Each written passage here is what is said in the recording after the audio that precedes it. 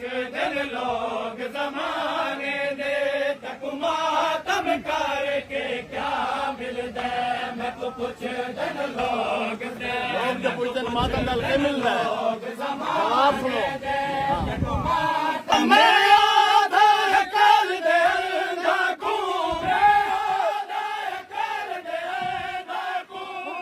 मातम विच अल्लाह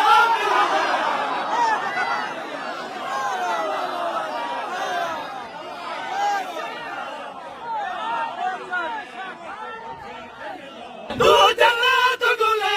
दे मस्जिद विच रोज़े ते हज ज़कात विच जन्नत गुले दे मस्जिद विच रोज़े ते हज ज़कात विच शबीर दी मातमदारी विच शबीर दी मातमदारी विच सब जन्नत दा रस्ता मिलदा